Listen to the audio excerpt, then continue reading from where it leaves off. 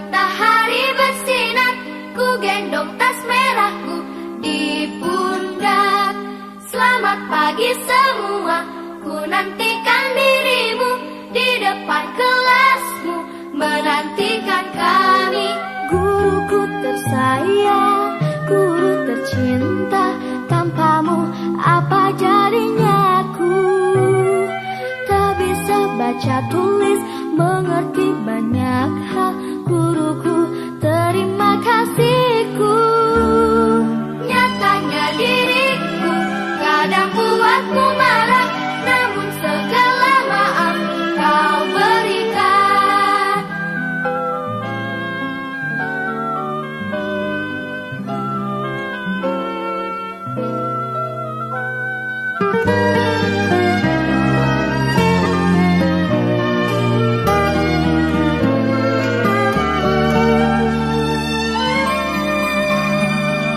Selamat pagi semua, ku nantikan dirimu di depan kelasmu, menantikan kami.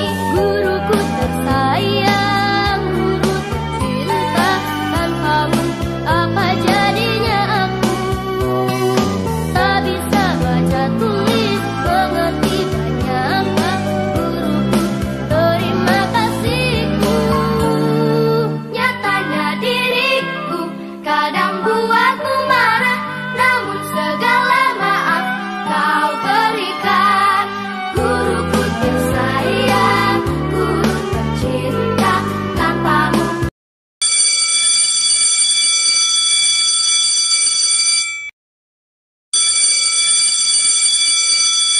Assalamualaikum warahmatullahi wabarakatuh.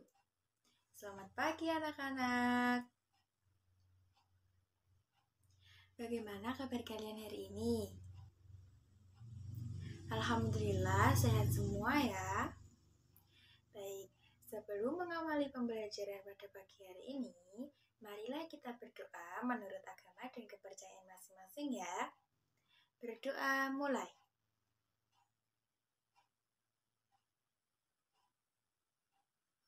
Berdoa selesai.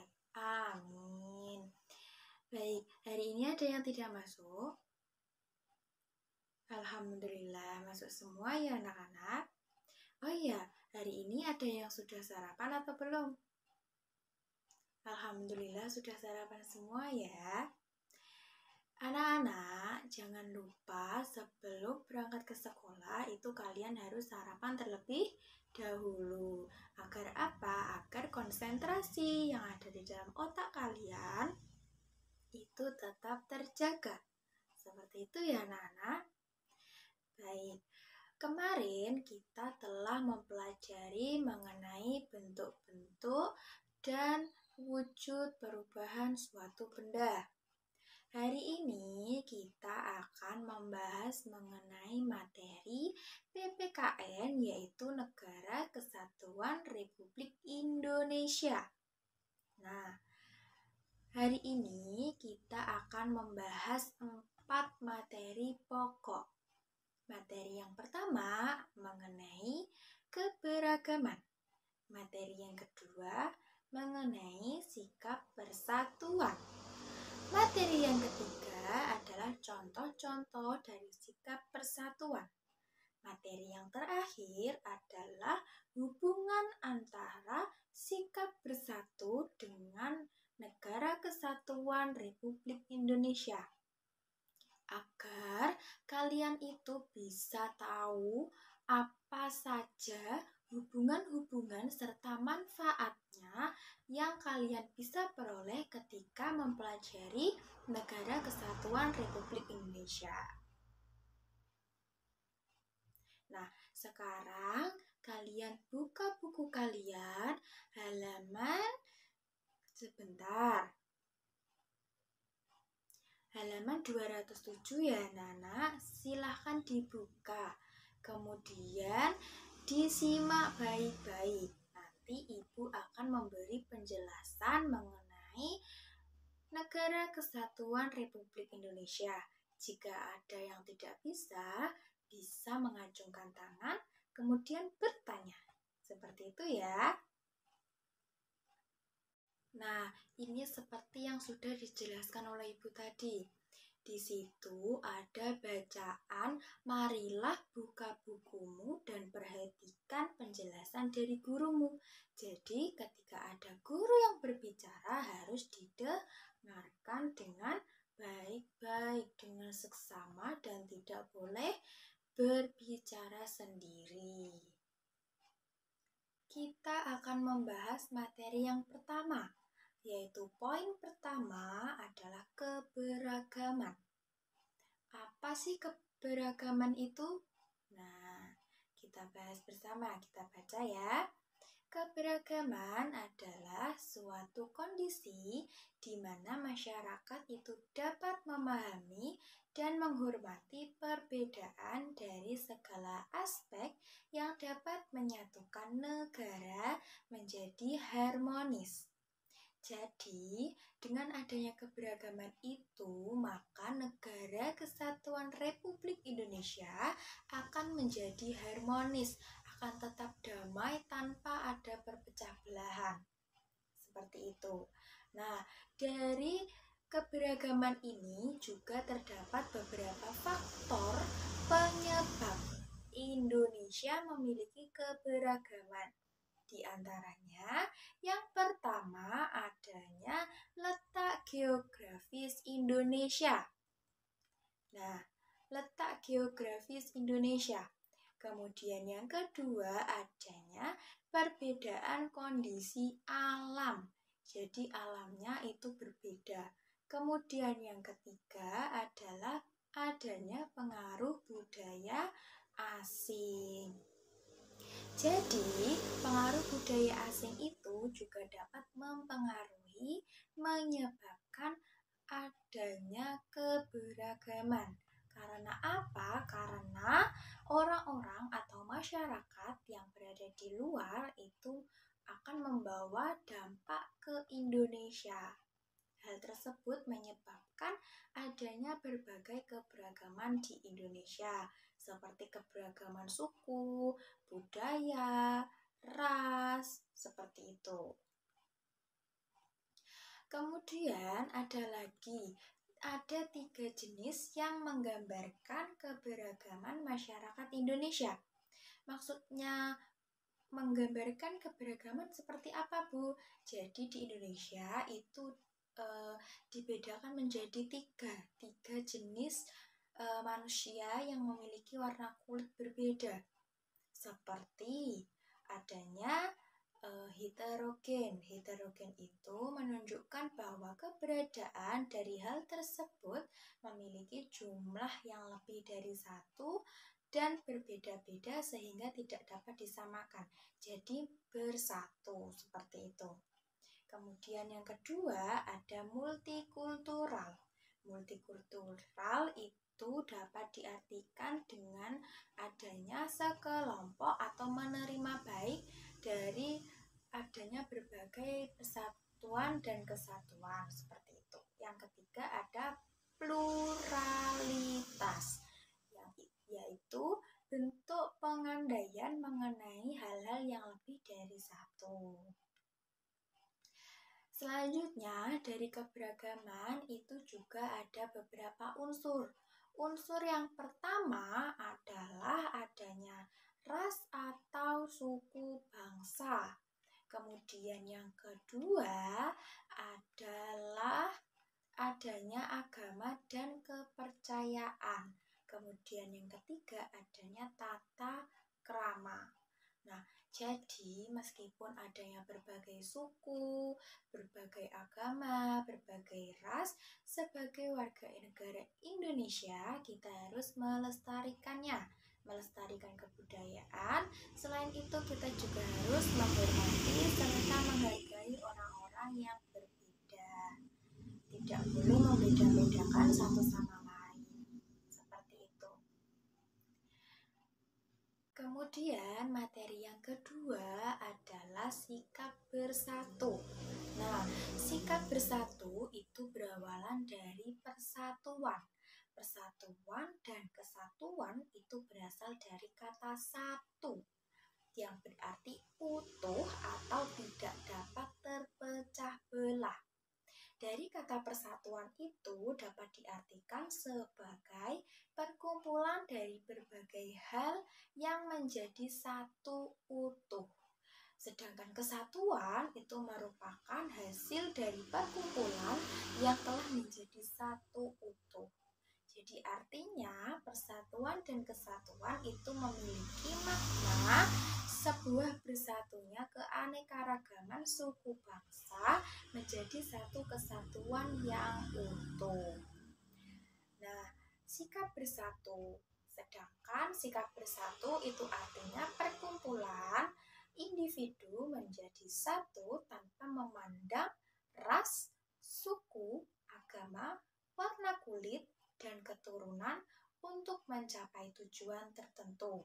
Nah, sikap bersatu ini bisa diwujudkan dalam bentuk kerjasama yang harmonis diantaranya dari semua elemen-elemen. Maksudnya di lingkungan manapun, seperti lingkungan sekolah, lingkungan rumah, lingkungan keluarga, ataupun lingkungan masyarakat, seperti itu. Nah, dari kedua materi tadi, siapa yang belum paham? Baik, kalau sudah paham semuanya, kita lanjutkan ke materi selanjutnya, yaitu contoh sikap bersatu di lingkungan masyarakat. Yang pertama, di situ sudah ada membantu tetangga yang terkena musibah. Jadi, misalkan ada tetangga yang terkena musibah kebakaran ataupun terkena musibah banjir, itu kita harus membantunya. Seperti memberikan bantuan, seperti nasi, beras, seperti itu. Kemudian yang kedua, yaitu mengikuti kegiatan kerja bakti. Jadi, setiap hari Minggu misalkan ada yang bekerja bakti membersihkan selokan atau bekerja bakti membangun pos ronda, itu kita juga harus membantu. Nah, Bu, apakah boleh Bu kalau anak kecil membantu? Tentu saja boleh. Karena apa? Karena di usia kerja bakti itu tidak memandang usia.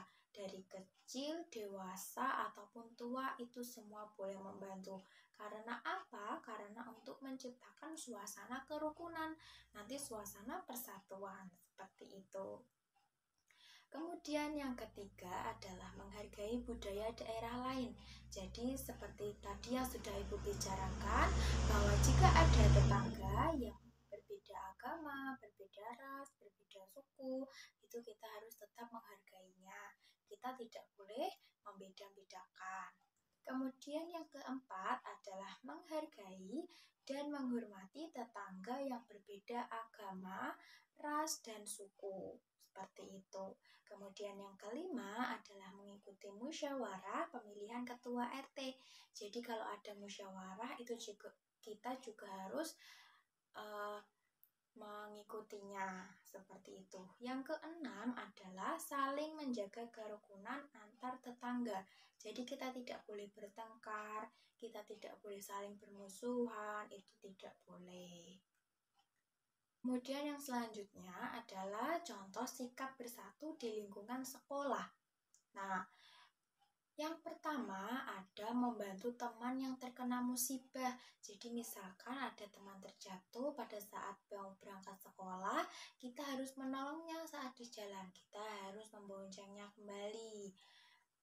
Kemudian yang kedua adalah mengikuti kegiatan piket kelas. Nah, kegiatan piket kelas ini biasanya dilakukan secara bergantian ya. Biasanya itu dilakukan hari Senin sampai hari Sabtu. Kemudian yang ketiga adalah saling berbagi bekal dengan teman. Jadi ketika kita membawa bekal, teman membawa bekal, itu kita harus saling berbagi. Ataupun sebaliknya, ketika kita membawa bekal, tetapi teman tidak membawa bekal, itu kita juga harus saling berbagi. Kita harus saling mengasihi kepada teman, seperti itu. Kemudian yang keempat adalah menghargai dan menghormati teman yang berbeda agama, ras, dan suku. Meskipun di lingkungan sekolah, kita juga harus menghormati teman yang berbeda agama, berbeda ras, dan berbeda suku untuk menghindari perselisihan. Kemudian yang kelima adalah mengikuti musyawarah pemilihan ketua kelas. Terus ada lagi musyawarah pemilihan piket kelas. Seperti itu kita juga harus mengikutinya. Kita juga harus aktif. Nah, yang keenam adalah menjaga kerukunan antar teman. Jadi kita tidak boleh bertengkar, kita tidak boleh bullying di sekolah. Biasanya yang kalian lakukan kalau di sekolah itu bullying. Itu tidak boleh dilakukan. Contoh yang selanjutnya adalah contoh sikap bersatu di lingkungan keluarga. Yang pertama, ada saling membantu antar anggota keluarga. Jadi misalkan ada anggota keluarga yang butuh bantuan, itu kita juga harus siap untuk membantunya. Seperti itu. Kemudian yang kedua, itu tidak boleh bertengkar dengan saudara. Kita tidak boleh bermusuhan dengan saudara kita sendiri ya. Iya, apalagi dengan kakak, dengan adik itu tidak boleh. Kemudian yang ketiga adalah rukun dengan anggota keluarga. Jadi semua anggota keluarga itu kita harus rukun. Seperti itu. Kemudian yang keempat adalah menghargai dan menghormati orang tua. Jadi kita tidak boleh membantah ketika orang tua memerintah. Kemudian yang kelima adalah mengikuti kegiatan kerja bakti membersihkan rumah. Jadi setiap hari Minggu itu rumah harus dibersihkan dengan cara melakukannya dengan bergantian atau bisa juga dibagi. Yang bagian depan misalkan ayah, yang bagian kamar adalah kakak, yang bagian membuang sampah adalah adik, dan yang bagian dapur atau belakang rumah itu adalah bagian dari ibu. Seperti itu. Kemudian yang keenam adalah saling mengingatkan ketika ada yang salah. Jadi ketika ada yang salah dalam melakukan hal, dalam melakukan sesuatu, kita harus segera mengingatkan. Ini salah, itu salah. Seperti itu ya. Nah, ini ada manfaatnya dari kita melakukan sikap bersatu di lingkungan mana saja, seperti di lingkungan sekolah, seperti di lingkungan masyarakat, seperti di lingkungan keluarga. Ada manfaatnya. Di antaranya itu ada 4 manfaatnya. Manfaat yang pertama itu terciptanya kerukunan. Jadi agar kalian itu rukun dengan siapapun. Yang kedua, hidup menjadi lebih damai dan tentram. Jadi tidak ada permusuhan, tidak ada perselisihan, hidup kalian itu akan damai dan tentram. Kemudian yang ketiga adalah memiliki sikap toleransi. Toleransi antar umat beragama, antar suku, antar ras, seperti itu. Dan yang terakhir adalah disukai banyak teman jika di sekolah. Tapi kalau di lingkungan masyarakat berarti disukai tetangga. Kalau di lingkungan keluarga berarti disukai oleh anggota keluarga lainnya. Seperti itu. Anak-anak, dari sini apakah paham atau masih ada yang ditanyakan?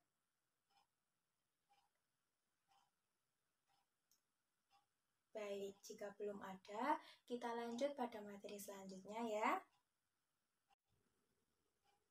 Nah, ini adalah materi yang terakhir. Materinya adalah mengenai hubungan sikap bersatu dengan Negara Kesatuan Republik Indonesia. Jadi, apa sih hubungannya? Pasti kalian bertanya-tanya kan? Nah, kita simak bareng-bareng. Nah, hubungan antara persatuan dan kesatuan dengan keutuhan negara Republik Indonesia yaitu terpeliharanya persatuan dan kesatuan berbagai suku bangsa dan budaya di wilayah Indonesia yang luas untuk mendorong keutuhan negara kesatuan Republik Indonesia. Jadi, dalam hal ini hubungannya adalah agar kalian itu bisa tahu negara kesatuan Republik Indonesia itu apa, terus harus persatuan dan kesatuan itu manfaatnya apa? Seperti itu. Nah, selain itu juga agar kalian itu bisa tahu persatuan dan kesatuan itu memiliki hubungan yang sangat erat dengan kesejahteraan rakyat. Jadi, ketika persatuan dan kesatuan itu menjadi salah satu sarana untuk menciptakan kehidupan bermasyarakat yang harmonis.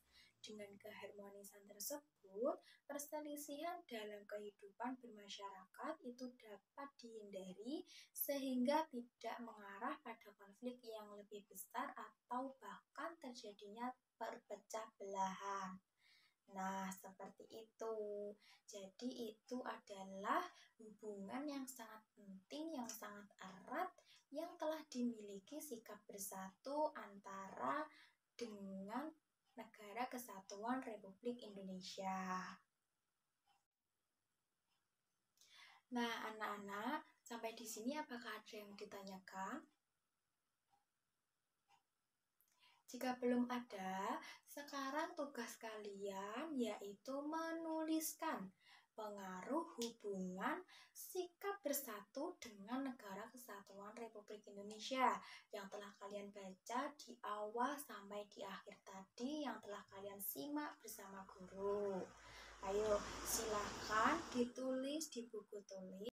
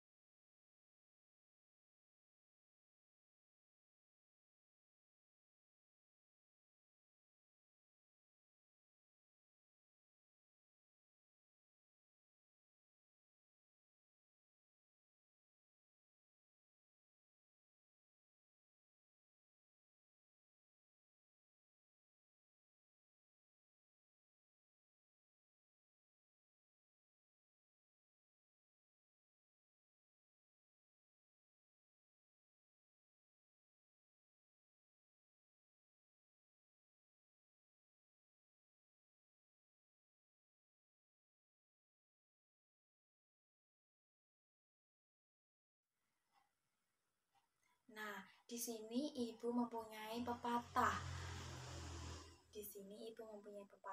Mengatakan bahwa apapun kata orang lain, teruslah belajar dan bekerja keraslah untuk mencapai kesuksesan.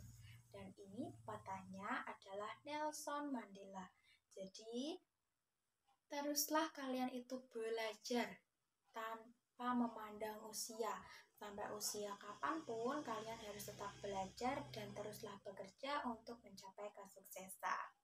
Seperti itu ya anak-anak.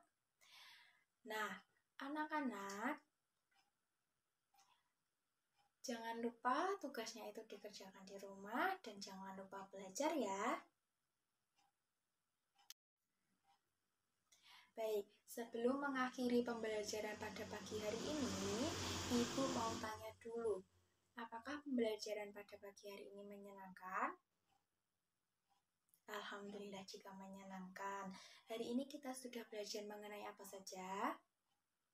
Iya, betul.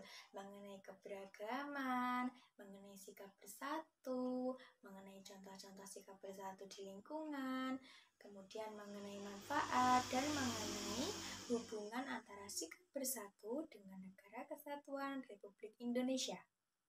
Nah, jangan lupa materi hari ini dipelajari, tugasnya dikerjakan di rumah. Seperti itu ya. Nah, sebelum menutup pembelajaran pada pagi hari ini, marilah kita berdoa dulu menurut agama dan kepercayaan masing-masing. Berdoa, mulai.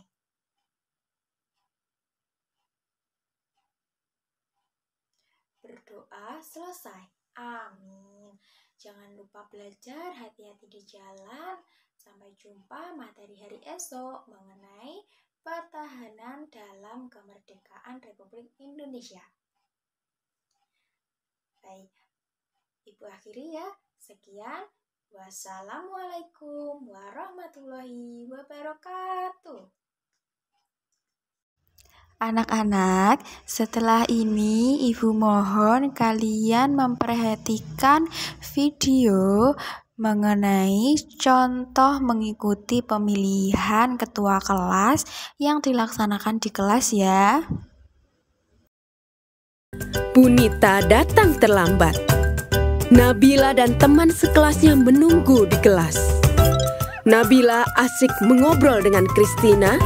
Bagus asik membuat kapal-kapalan, sementara Andre asik memakan bakpao buatan ibunya. Dan teman-teman yang lainnya berlari-larian di kelas. 5 menit kemudian, Bunita datang. Semua murid langsung duduk di tempatnya masing-masing. Bunita pun mulai menyapa murid kelas 3. Bunita meminta maaf atas keterlambatannya karena ada rapat guru yang mendadak. Bunita pun memberitahu hasil rapat tersebut.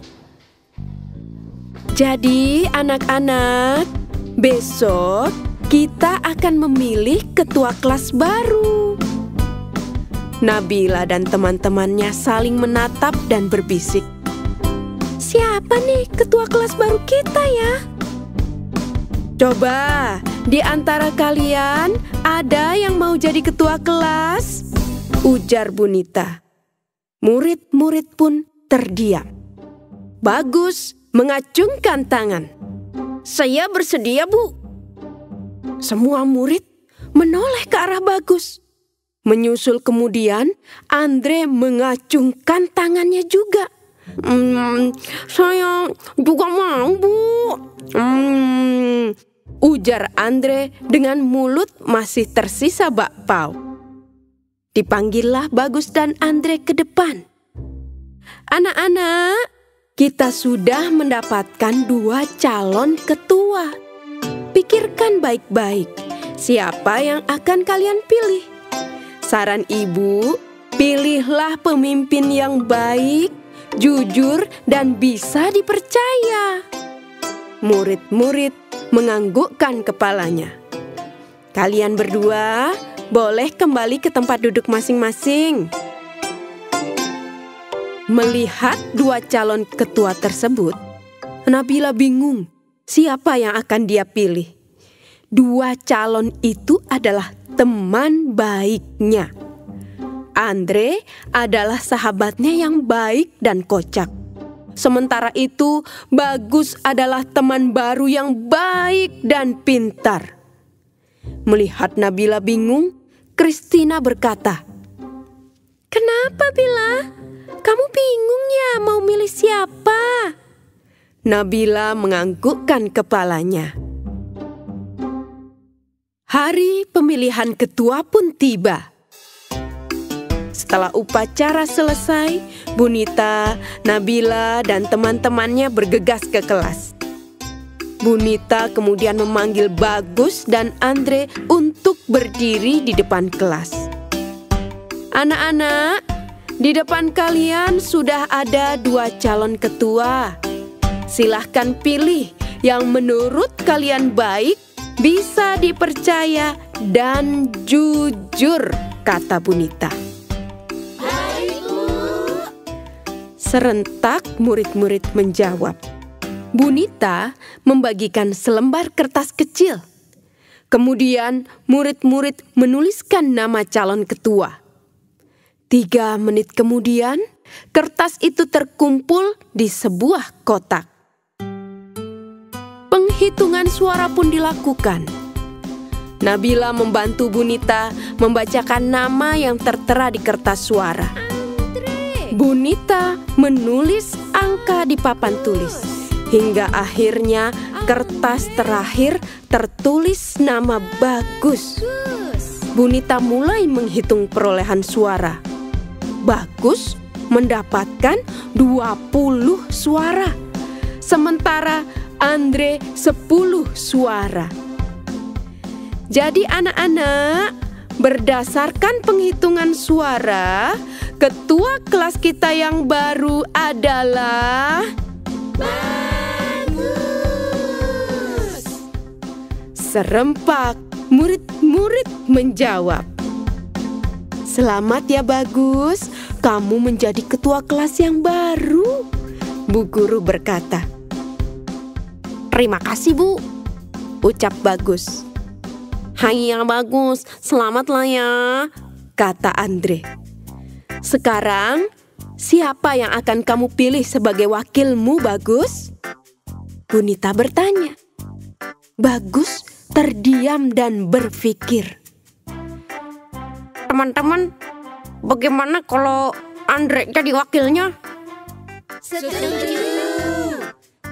Teriak teman-teman dengan kompak. Bunita senang pemilihan ketua kelas ini berjalan dengan baik. Murid-murid pun senang dengan ketua kelas dan wakil ketua kelasnya yang baru.